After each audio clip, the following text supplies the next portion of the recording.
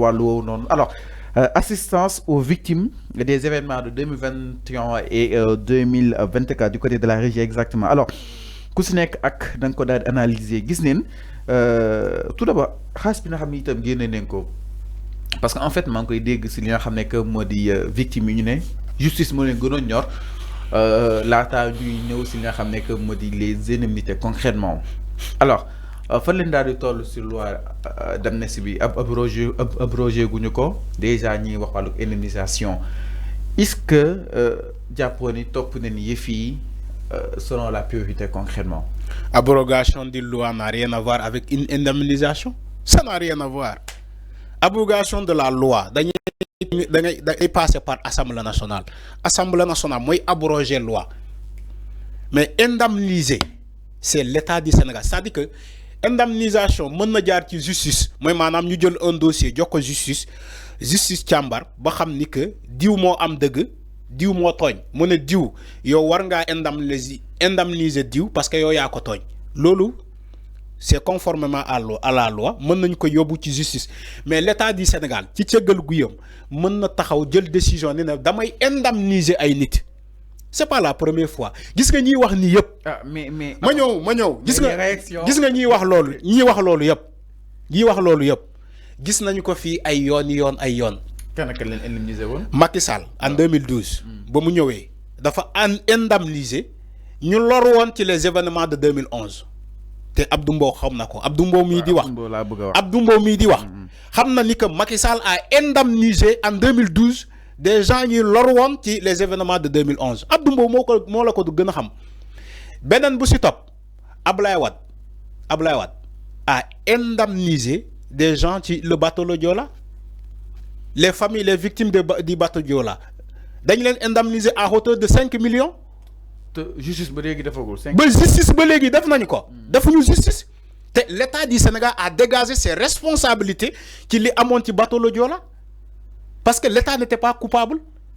joxoon nañ fi ay nit l'ancien ministre des armées Sambou Yuba joxoñ fi ay nit yu bëri est-ce que justice def nañu ko ci le bateau le Joola mais ñàkkul ñu ko on a indemnisé des familles. mais alors à la sortie de est-ce que justice ma ñëw par rapport ak est-ce que justice def nañu ko ci les événements de 2011. mais Abdou Mbow jàpp na ni yëf yi séddoo la pàccoo seen biir concrètement. dama ne Macky Sall quand il indemnisait des gens en 2012. ci les événements de 2011 amul woon justice kenn deful justice. mais naka la pourtant pourtant Macky Sall a utilisé pourtant Macky Sall a utilisé les deniers publics di indemniser des gens en 2012. mais la question mooy aujourd'hui s'il te plaît la question mooy naka la ñu mën a xàmmee ku tooñ ku tooñul parce que aussi nekkul 2000 ñëpp leen tooñ am na ñoo xam ne sûrement jàpp ne leen ñuy saccager ñuy yàq ay Auchan yu jàmm yu yàq ay liggéeyu jàmm ni boo leen concrètement léegi vu que justice amagul dara amagul naka lañ daal di war a mën a recensé ñu tooñ ak ñu tooñagul concrètement là mooy laaj bi du moom mu daal di jàpp ni fii séddoo la nga bëgg a def. xam nga gis nga séddoo bi coow li lu mu bëree nii yëpp.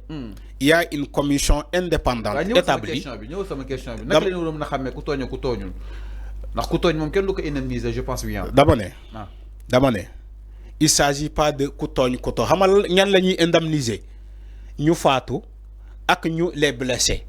ñoom la ñuy indemniser ak ñi def prison ñàkk seen activité. dama ne c'est ce que j'ai dit. mais ñi def prison.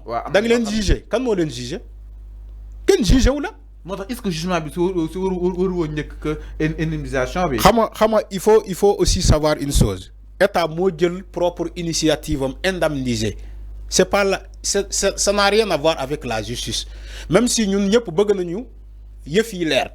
mais balaa yëf yi leer il faut d'abord falloir abroger la loi d'amnistie te la loi d'amnistie kenn abrogé wu ko boobu beneen étape la mais étape bu ñuy wax ni indemnisation bi c'est-à-dire que il y a une commission indépendante bu ñu taxawal pour indemniser ñi jot a comment dire lor ci incident yi wa ila man je ne défends pas état du Sénégal défendre ma ko mais dama wax ci initiative bi. Tu n'es pas à l'aise dans tes explications.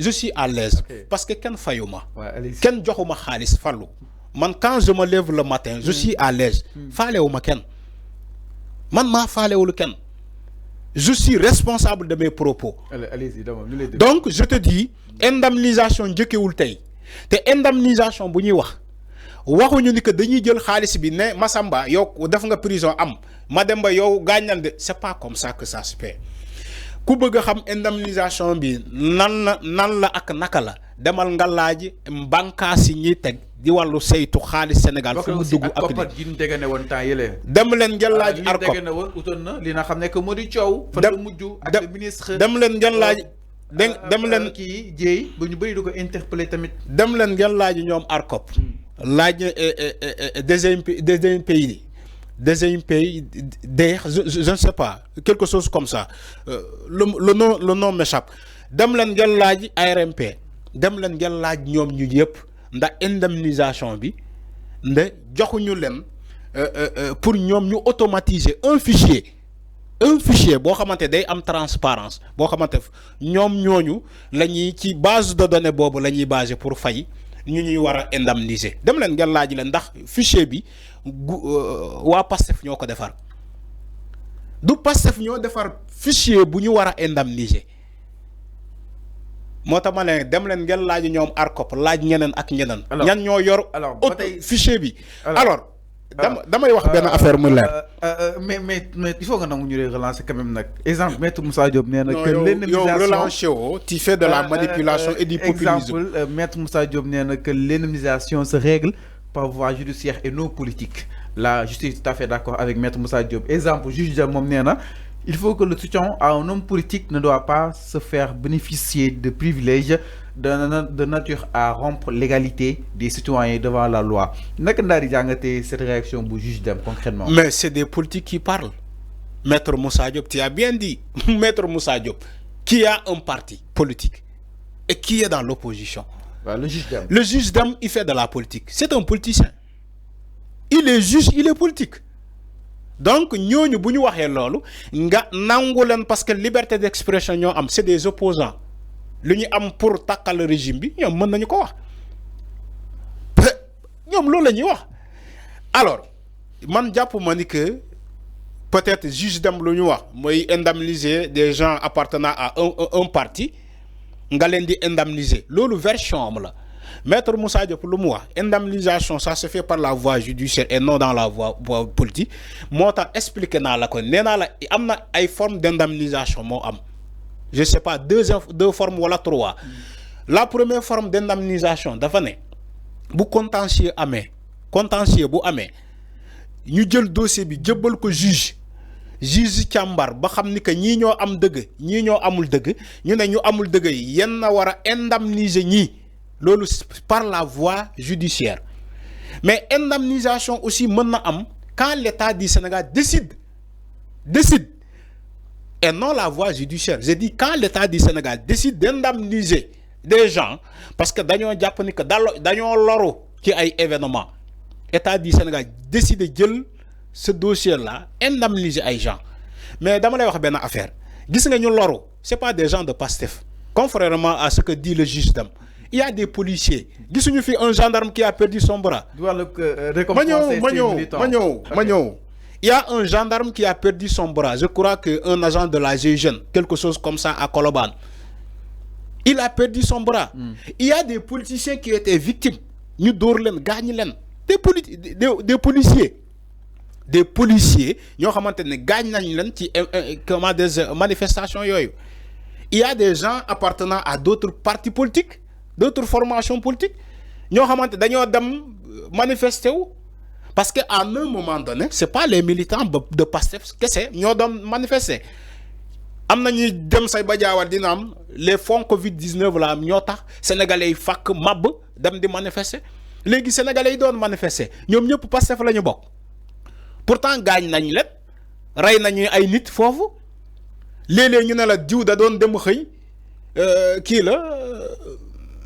Comment dirais-je mécanicien la ñu dóor ko bal mu daanu kooku Pastef la bokk pourtant war nañu indemniser sa famille donc il faut arrêter ces propos politiques c'est des cabales politiques maître Moustapha Diop mën na ko wax ma accepter ko parce que il est dans la politique le juge Dème mën na ko wax ma accepter ko parce que il est dans la politique ils ont le droit ñoom lépp lu ñu am comme alibi Maître Moussa Diop, d'accord. ñu utiliser ko. Juge Dème, c'est un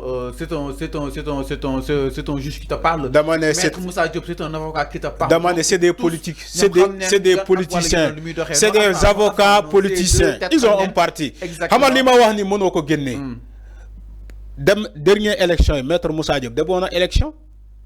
Avec quoi? Avec son cabinet d'avocats. Non, je pose la question. Élection législative ni passé. Maître Moussa Diop. Non, dama ne ba muy démarqué. Dama ne may ma ñëw moom Fallu li may wax ni xam naa ko. Boo gisee demul élection lan moo tax. Listam yi la ñuy waa ji ko mandataire am moo salfaañee listam mu organiser fi ay point de presse di wax ba bëgg de parce que il a un parti. Il a un mouvement, Maître Moussa Diop. En tant qu'avocat, il n'est pas interdit de faire la politique à un avocat. Il n'est pas interdit de faire la politique à un juge. Ñaata juge ñoo nekk ci ay parti, ñaata avocat ñoo nekk ci ay parti di def politique. Mais moo tax ma ne la ñiy wax ni c'est des politiques, c'est des politiciens. J'accepte ni que ñoom lépp lu ñu war a wax pour maintenir l'équilibre dans l'opposition, ñoom mën nañu ko utiliser. C'est ce qu'ils font comme ça. Mais indemnisation bi, ça n'a rien à voir avec le parti PASTEF. Donc ñi fa nek wa PASTEF ñoo gëna bëri, mais il n'est pas dit que ñu wara indemniser yépp ci PASTEF lañu bok. Parce que il y a des gendarmes blessés. Il y a des policiers blessés. Il y a des citoyens lambda ñoo xamantene sen yoon nakul ci politique. Ñu japp leen gañ leen yobbu leen kasso. Ñooñu war nañu leen indemniser. Et vous parlez de la politique. Les pour l'union, il y a une politique là. D'accord, c'est de la politique. On verra si c'est de la politique. Et aussi, la commission, pour Moussaïtou, la liste des victimes, doit passer pour nous. Moi, je suis dem len ngel laaj ñom ARCOP laaj ñëm parce que aussi ñi yor fichier bi ñom xam nañu len. OK. Maintenant, un politicien peut le dire, mais ce n'est pas un journaliste. Un journaliste, il y a des gens qui l'air. Mais enfin voilà. Est-ce que Japon c'est un peu paradoxal ñu jël ki nga xam ne que moo di Serigne Faye mu nekkoon ancien commandant du groupe opérationnel de Dakar, Jimmy, ceux qui ont incendié l'UCAD avaient également ciblé la DAF et la direction générale justement des élections et tant d'autres. Est-ce que c'est bien paradoxal? Quand il le dit sans preuve, gis nga mom limu wax ni ba ñu relater ko ci la presse. Point d'interrogation, OK. C'est ce que j'ai dit. Okay. Voilà, il faut mettre un point d'interrogation. Voilà. Est-ce que Japon c'est un paradoxe? Voilà. Moo tax ma ne la moom miy wax. ba ñu reporter ko génne ko ci presse bi ni que ñi taaloon ICAD bu ñu leen bàyyoon dañoo bëggoon taal la DAF. bëgg a taal la direction générale des élections. xam nga képp ku ko wax. ki ko wax boo ko laajee ay preuve du ko génne. tribune ko bind de. loolu laa lay wax. boo ko laajee du la génnee benn preuve parce que yoru ko. Maintenant pour manipuler l'opinion pour faire de la politique. Tu vas dire que est-ce que yéen xamoo ngeen ça gis nga baatu sénégalais bi est-ce que yéen xamoo ngeen ça ñi taaloon ICAD bu ñu leen bàyyoon bëggoon nañu taal DAF bëggoon nañu taal direction générale des élections kooku sax bu ñu ko bàyyee sax mu xaabaabal ne la bëggoon nañu sa taal palais. C'est clair. C'est la même chose. Man su ma neexoon tey Arfan mën naa taxaw ne Sénégal est-ce que xamoo na ñi taaloon Auchan yi bu ñu leen bàyyoon dañoo bëgg a dem taal palais. OK, c'est clair. xam nga loolu samay propos moo tax ma ne la boo laajee nit kooku sax du la génnee preuve ci lu mu wax. Alors mi ngi noonu c'est de la politique il faut arrêter. moo di mbiru indemnisation yi taxawaayu maître Moussa Diop Abdou Mbow ba si ki nga xam ne moo di le juge Dème alors ñu daal ñëw itam si benn ponk du côté de la régie exactement.